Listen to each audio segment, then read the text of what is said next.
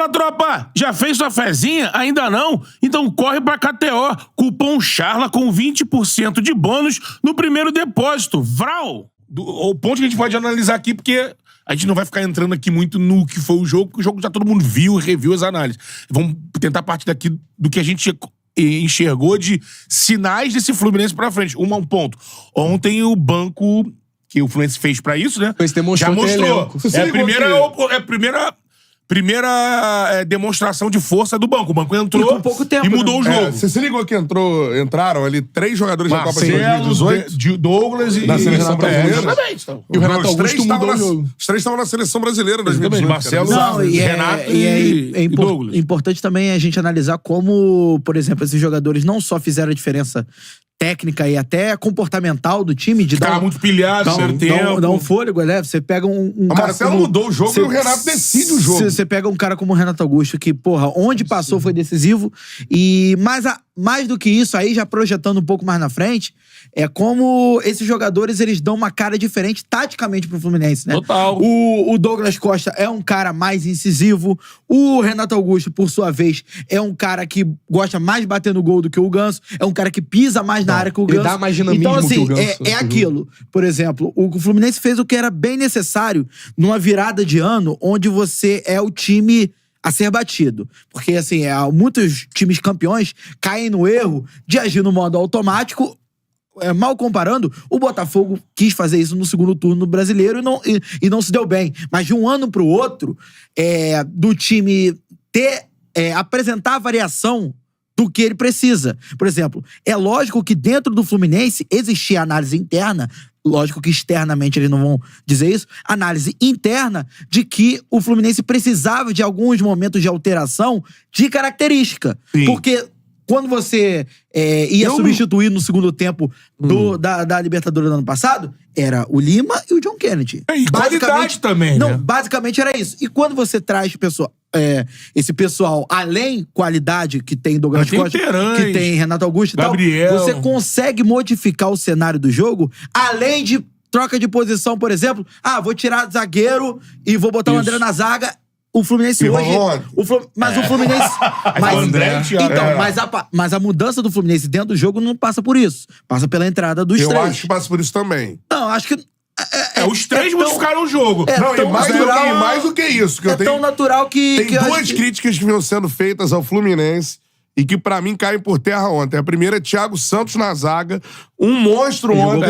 Jogou demais. Vai funcionar na temporada. Se achou. Reinventou. Se reinventou. Mais um jogador que o Fernando Diniz reinventa. Mérito do Diniz, porque era um jogador que todo mundo tem um olhar mais depreciativo. Até pelo que ele produziu nos outros clubes como volante.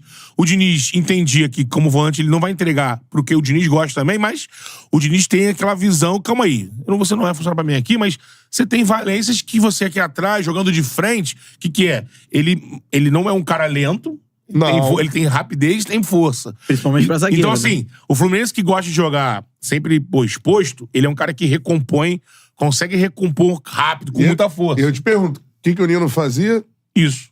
Ele identificou isso. Então, assim, méritos. Mesmo que o recorte seja curto, o futebol é cruel, às vezes lá na frente a gente pode queimar a língua, mas eu acho que tem justo fazer esse recorte. Eu vim também pensando nisso, falar sobre isso. Thiago Santos. Ele tava torcendo, isso é o mérito incrível. E aí aquilo, cara, é um tipo de trabalho que o Diniz faz que tem que ser, cara. Por isso que até hoje o Guardiola, por exemplo, não trabalha em seleção, cara. É um trabalho que é muito... Você tem resultado... Quando você trabalha no dia a dia. Que aí, nisso, ele consegue ter essa percepção. E botar o cara. Vem cá, Thiago. Eu tô achando isso. Vamos ver na prática? E ele bota pra treinar. Porra. Posso contar tá voltando. E vamos botar pro jogo. Outro exemplo disso é o Diogo Barbosa, pô. O Diogo Barbosa, como o Diogo Barbosa chega ao Fluminense? Ele chega desacreditado. Não, tudo bem, mas que seja. Mas, por exemplo, hoje é o calcanhar de Aquiles, a lateral esquerda do Fluminense, quando o Marcelo não tá? Nenhum. Põe a direita com o Samuel e o Guga.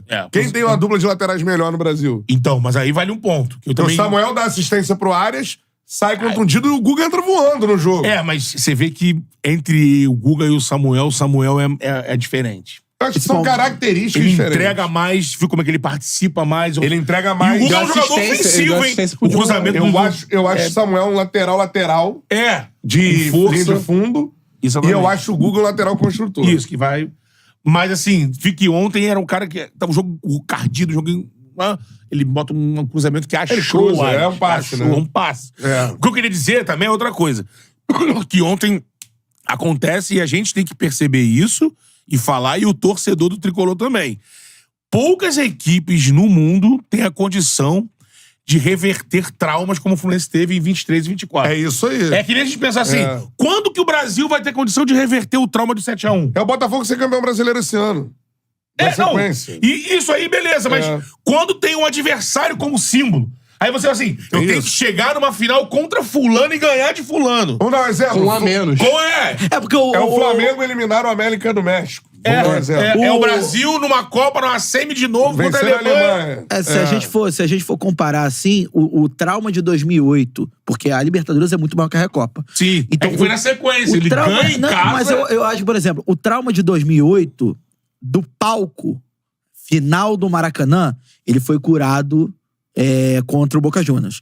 E o trauma de 2009, que também é um trauma da Copa Sul-Americana, que foi logo na sequência, um trauma menor, consideravelmente menor que o da Libertadores, foi curado ontem. Só que ontem que reunia o adversário. Mas ontem na reunião um pouco de 2008 também. Você no Maracanã contra a LDU. Mas, por exemplo, você imagina o cara que teve lá em 2008, de volta no Maracanã ontem, e teve vários casos assim. Podendo estar vendo aquele... Podendo estar vendo, caralho. Não, você olha, você entra no Maracanã de novo, olha a festa da torcida do Fluminense de novo, você olha pro campo, tá a LDU fechada, Catimbeira de novo, com o mesmo uniforme, tudo...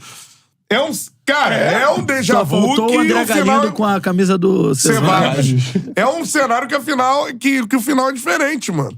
E até certo ponto, quando sai o primeiro gol do Arias, vai pros pênaltis de novo. Então, assim, cara... Jogador expulso logo depois. É uma confusão ali de sentimentos, assim, que no apito final de fato uma catarse. Do tipo assim, nos libertamos agora... Lógico. ...dos traumas. Se a galera isso é muito grandioso. Se a galera deu feliz de 2024 pro Botafogo, depois que ele goleou lá o Aurora e consegue avançar pra pegar o Bragantino... Em proporções diferentes, é um bem-vindo a 24 pro Flu, porque tudo que tava acontecendo antes era em função dessa final.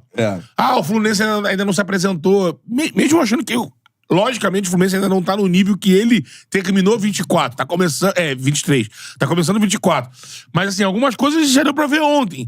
Por exemplo, eu acho que se for mantida essa evolução que a gente viu na entrada do segundo tempo. Ainda. O Fluminense ainda vai evoluir fisicamente, eu acho que é muito importante. Que vai ser complicado do Diniz, de repente, segurar, se esses caras evoluírem, e não tem por que não evoluir, Renato e Douglas. Acho que fatalmente eles vão obrigar o Diniz a ter que repensar Ganso e Cano. Em algum momento. Claro, em algum momento. Porque, assim, o Renato entregou ontem... o Renato entrou...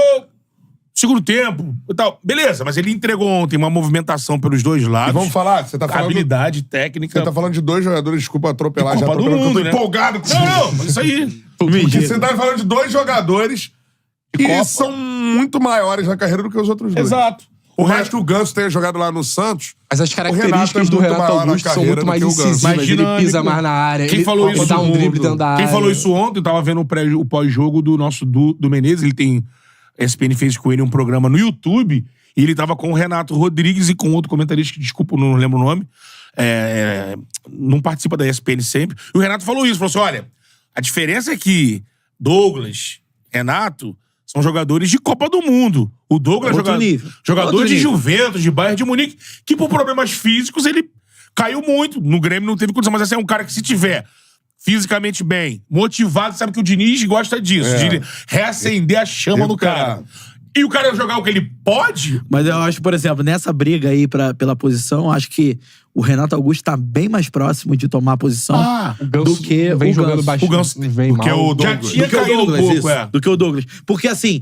Até porque o Renato vem jogando no Corinthians, o Douglas estava desde outubro sem jogar. E eu acho que o Keno, ele faz um papel sujo também, defensivamente, que eu não sei se o Douglas Costa é tão eficaz assim nesse papel defensivo. É lógico que a gente só vai saber disso o cara tendo uma sequência no time titular. Não é tendo a sequência, o time... vou botar o time reserva aqui e vou colocar o Douglas Costa. Eu acho que, por exemplo, numa eventual ausência do Keno, que a gente vai ter a medição disso. Eu quero agora, muito ver a explosão do Douglas de volta no X1. Agora que é aquela coisa que, pô, você vê jogando no Bayern de Munique, por exemplo. Mas ontem ele demonstrou um pouco desse X1 ali lá direito com o Samuel Xavier, o gol dele, inclusive ele que dá o passe pro Samuel cruzar. Isso, não, mas o X1 dele... Mano, e no mano a mano, ele pra linha de campo, lá um campo pra driblar, pra botar pra um lado pro outro. Fala, Charludo! Gostou desse corte que você acabou de assistir? Se inscreve no canal aí, dá essa moral pro Charla aí. Vral!